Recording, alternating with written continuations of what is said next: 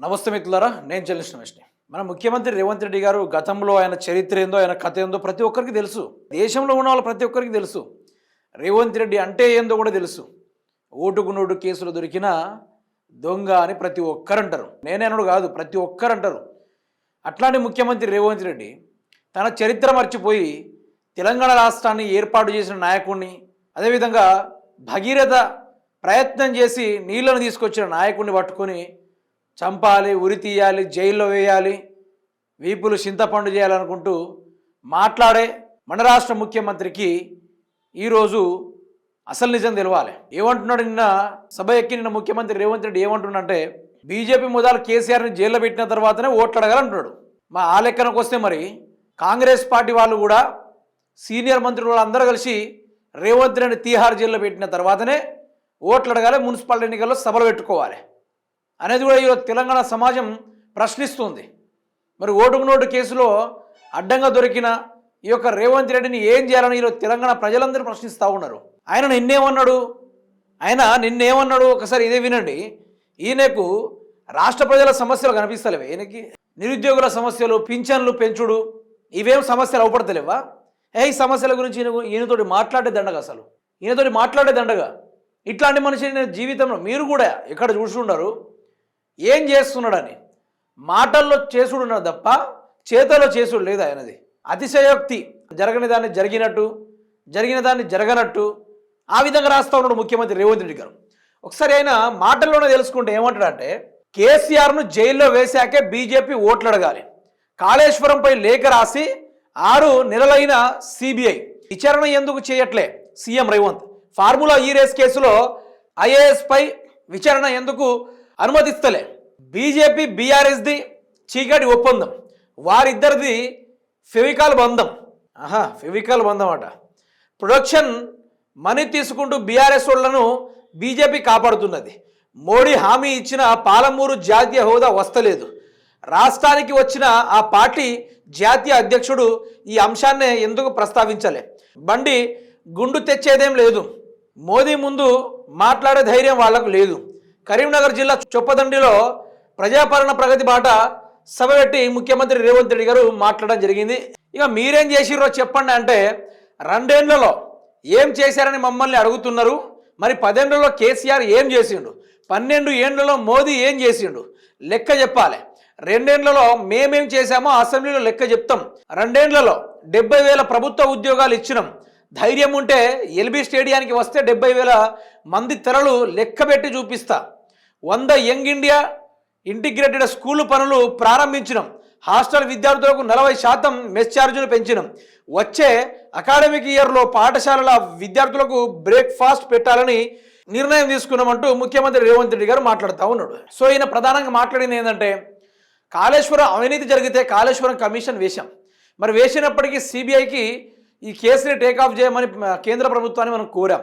అయినా కూడా ఎందుకు కేంద్రం ఇన్వాల్వ్ కాలేదు, కేసీఆర్ని ఎందుకు విచారించి జైల్లో పెట్టలేదు. ఇక్కడ BRS party, BJP party 2 Fevicol లాంటి అతుక్కునే బంధం ఉందనుకుంటూ మాట్లాడుతూ ఉన్నాడు మన ముఖ్యమంత్రి రేవంత్ రెడ్డి గారు. సరే, అదే లెక్కన పక్కన పెడితే ఈరోజు ఎందుకని అదే కేంద్ర ప్రభుత్వం కానీ రేవంత్ రెడ్డి గారిని ఓటుకు నోటు కేసులో ఎందుకు జైలుని పంపడం లేదు? మళ్ళీ ఇంకొకసారి విచారణ జరిపి ప్రభుత్వానికి అతీతంగా, రాష్ట్రానికి అతీతంగా ఆయన ఇల్లీగల్ యాక్టివిటీకి పాల్పడ్డాడు కాబట్టి, స్కామ్కి తెరలేపిండు కాబట్టి ఈరోజు రేవంత్ రెడ్డి చేసిన అంతా ఇంత స్కాములు కాదు, కొన్ని వేల కోట్లలో స్కామ్కి తెరలేపిండు ముఖ్యమంత్రి రేవంత్ రెడ్డి గారు. మరి అట్లాంటిది ఈయన ఓటుకు నోటు కేసులో ఉన్నప్పుడు ఈయనని ఏ జైల్లో పెట్టాలనేది ఇక్కడ ప్రధాన పాయింట్. కేసీఆర్ గారు ప్రజల కోసం డ్యామ్ను కట్టిండు, నీళ్ళని ఇచ్చిండు, 1,00,000 ఎకరాల బీడు భూములు కాస్త సాగులోకి వచ్చాయి, 1,00,000 ఎకరాలు సాగులోకి వచ్చారు కాకుండా ప్రతి ఒక్క పొలానికి నీళ్లు అందేటట్టుగా ఆ యొక్క డ్యామ్ ద్వారా ఈరోజు దేశ చరిత్రలో రాజుల రాజ్యాల గతించిన చరిత్రలు చూసుకున్నా కూడా ఏ ఒక్కరు కూడా ఈ గోదావరి జలాలపైన ఇటువంటి డ్యామ్ని నిర్మించాలనే ఆ ఆలోచన ఎవరికి రాలే. ప్రపంచ దేశాల్లోనే అతిపెద్ద లిఫ్ట్ ఇరిగేషన్ అది. ఓ లెక్కని చెప్పాలంటే భారతదేశమే గర్వపడే స్థాయిలో ఆ యొక్క కాళేశ్వరాన్ని ఆయన కట్టడం కూడా జరిగింది. ఆ మధ్యలో సిబిఐ దర్యాప్తు చేద్దామని వచ్చిర్రు, కానీ వాళ్ళ దగ్గర సరైన ఆధారం లేదు. కేసీఆర్ని ముట్టుకుంటే తెలంగాణ రాష్ట్రాన్ని తగలబెట్టుడే కాకుండా మనల్ని కూడా తగలబెడతారని అక్కడి నుంచి కాస్త బయలుదేరిన ప్రయత్నాలు కూడా ఉన్నాయి. ఆధారాలు లేకుండా మేమెట్లా విచారణ జరుపుతాం అనుకుంటూ నరేంద్ర మోడీ తోటి వాళ్ళ యొక్క గవాయిని వినిపించారు సిబిఐ వాళ్ళు. తర్వాత ఈడీకి దర్యాప్తు చేయమని చెప్పారు. ఈడీ వాళ్ళు కూడా ఇన్వాల్వ్ కాలేదు. ఎందుకంటే ఆధారాలు లేవు. కేసీఆర్ గారు తప్పు చేసిందంటే ఆధారాలు లేవు. ఇప్పుడు జైల్లో పెట్టు అంటున్నాడు.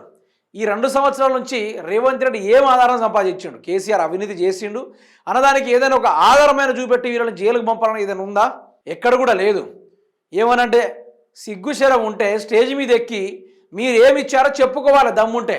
రైతు బంధు ఇచ్చారా, రైతు భరోసా ఇచ్చారా, లేకుంటే బోనస్ ఇచ్చారా, లేకుంటే కూలీ రైతులకు 12,000, కౌలు రైతులకు 15,000, ఎస్సీ ఎస్టీ వాళ్ళకు 12 లక్షలు, లెక్కలు చెప్పుకోవాలంటే ఎన్నో వేల స్కీములు పెట్టిండు. మరి దాని గురించి చెప్పుకోవడానికి ఏదైనా ఉందా? కేసీఆర్ గారు ఏం చెప్పకుండా ఇచ్చిండు. ఆసరా పింఛన్ ఇచ్చిండు, 200 ఉన్న పింఛన్ని 2,000 చేసిండు. నీళ్లు లేని బోర్లల్లో ఈరోజు పుష్కలమైన భూగర్భ జలాలు నిండేటట్టుగా ఎస్ఆర్ఎస్పి కెనాళ్ళు, చెరువులో మత్తళ్ళు, దుముకులాటలు, వాగులు పొంగి పొరలి ఎండాకాలంలో కూడా పరవళ్ళు తొక్కుకుంటూ పారేటట్టుగా చేసి పుష్కలంగా ఒడ్లను పండించి రైస్ బౌల్ ఆఫ్ ఇండియాగా మార్చి ఈరోజు అగ్రికల్చర్ భారతదేశంలో 3వ స్థానంలో తీసుకొచ్చిందంటే గది కదా కేసీఆర్ గారి గ్రేట్నెస్.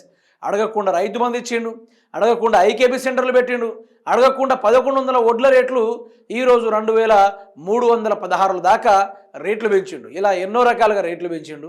ఎన్నో రకాలుగా అడగకుండానే డబుల్ బెడ్రూమ్లు ఇచ్చిండు, అడగకుండానే కళ్యాణ లక్ష్మి ఇచ్చిండు, అడగకుండానే ఆయన ఎన్నో రకాలుగా మిషన్ భగీరథ నీళ్లు తెచ్చిండు, రాష్ట్రాన్ని అభివృద్ధి తెచ్చిండు, అడగకుండానే గ్రామ పంచాయతీలు చేసిండు. అన్నీ చేసిన నాయకుడు ఏం చేశాడని చెప్పుకోవాలంటే నీకు చెప్పే దమ్ము లేదు. ఈ లెక్కన కేసీఆర్ని కాదు జైల్లో పెట్టాల్సింది, రేవంత్ రెడ్డి గారినే జైల్లో పెట్టాల్సిన అవసరం వస్తుంది. రేవంత్ రెడ్డి గారిని జైల్లో పెట్టాల్సిన అవసరం వస్తుంది తప్ప ఎక్కడ కూడా వేరే వాళ్ళని రేవంత్ రెడ్డి కేసీఆర్ని అట్లా జైల్లో పెట్టే కార్యక్రమాలు ఎక్కడ కూడా చెయ్యరు, రాదు, కుదరదు కూడా.